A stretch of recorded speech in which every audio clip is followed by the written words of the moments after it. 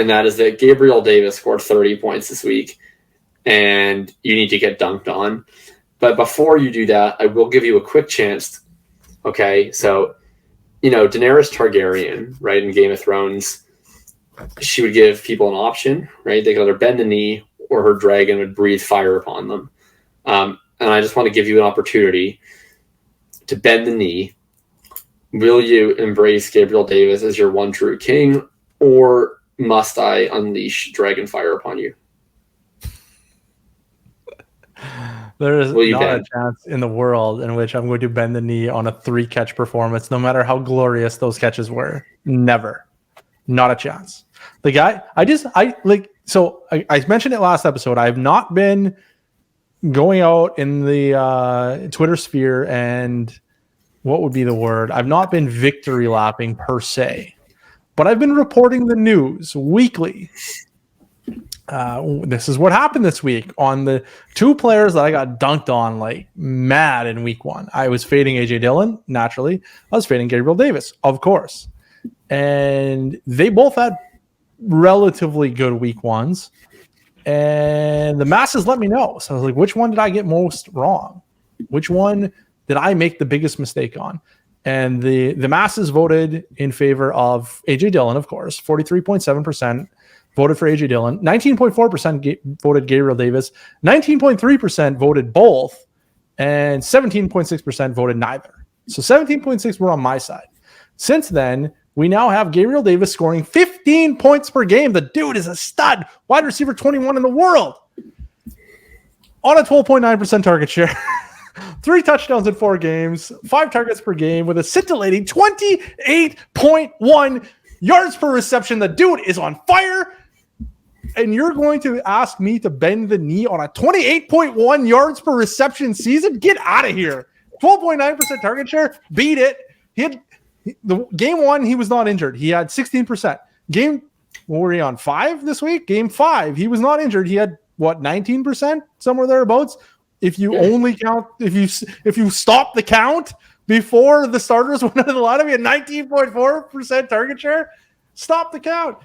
Like, get out. Like, I had told you prior to the season, he was going to have 15 to 18% target share. He's going to be a mid-range to low-end wide receiver 3 flex play. And that's exactly what he is. I'm not sorry. I'm just not sorry. Okay. And, you know why it's good that you're not bending the knee? It makes for better podcast material. Well, that is one thing. But the other reason I was going to say is when in football did teams bend the knee? When they've won. Right. And you said no such thing. So I think that if you were to bend the knee, that would send very much the wrong message because – you would be like Joe Judge, like bending the knee on 3rd and 9, like just admitting defeat.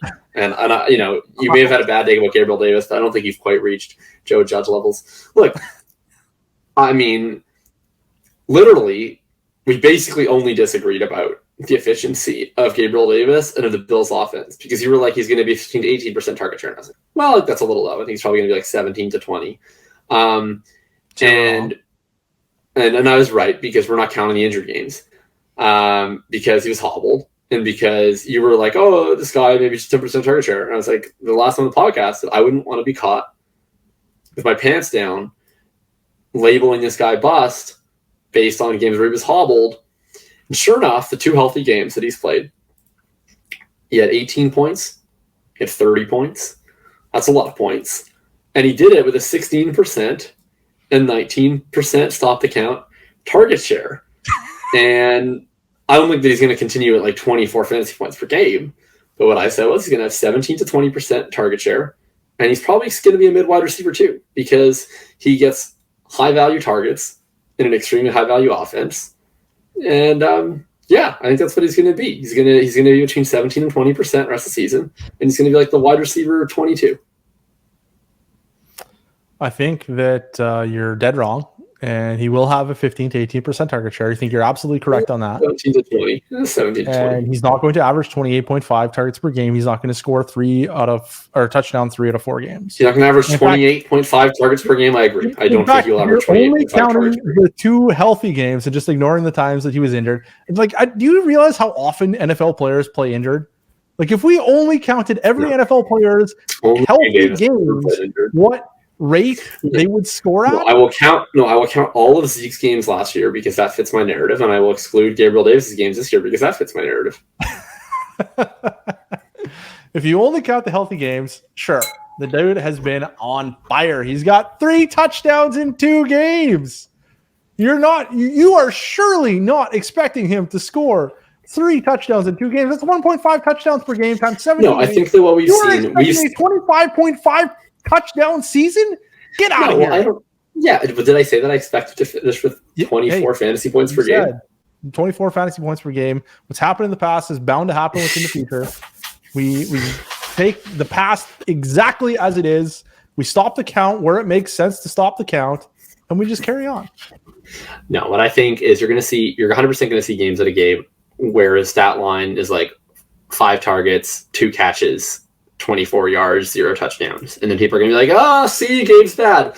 And the next week, he's going to have 6 targets, 4 catches, 98 yards, 2 touchdowns. People are going to be like, oh my God, Gabe's good. And like, that's just going to happen all year. And I think that like, it's going to oscillate. He's in a high value role. He's a pretty mediocre player in a great role. And in terms of what that's worth in Dynasty, I think it's worth like an early to mid 2. And when people were panicking last week, I said, hey, if you can get him for a mid to late 2, I'd be down to do that. And this week, when people are like, should we spend a 1? I said, absolutely fucking not. You should not spend a 1. And that's why I'm a Gabe Davis radical centrist. I bend the knee to centrism on Gabriel Davis. There has never been a time since August when you've been able to get Gabriel Davis for anything less than a first. Well, you sure could in patron leagues. That's where I have all of my Gabriel Davis shares because he was going pretty late compared to Keep Trick Cut in the old patron leagues. Well, okay, yeah. If you can, I'll put it this way: anytime that you can draft a player substantially lower than their ADP, you should just do so. That's a good strategy. Yeah. I still have my 7.7 Nick Chubb thanks to the Bulletproof patron Discord links. The masses are pretty sharp as it is. So if you can get a player substantially less than where the masses think they should be drafted, you should just do it. Here's what I think everyone should do. What everyone should do is they should found a Patreon. And if they can't, they should become an analyst in someone else's Patreon. And then you should like create a cult of personality around you, like, you know, like a Mussolini-esque character. And you should just rail really hard against a bunch of players to badger everyone into submission, such that they'll never draft those players. And then in all of your other leagues, you also don't draft those players because they're not very good bets. But then you're like, I kind of want some exposure. And then you open up like 4 patron leagues, and then you just draft those players like 4 rounds after their ADP. And then people are like, why do you have all these players? You said never to draft these players. And I was like, well, thanks for the $9.99 a month. Think about it. You're ridiculous. The patrons are going to smash you, and I love every second of it. The Greatrons. The Greatrons have got this. All right. That's enough for this episode. Is there anything else you want to talk about? There's nothing else that Matt will let us talk about. We're at the 90-minute maximum. To get in our last final take.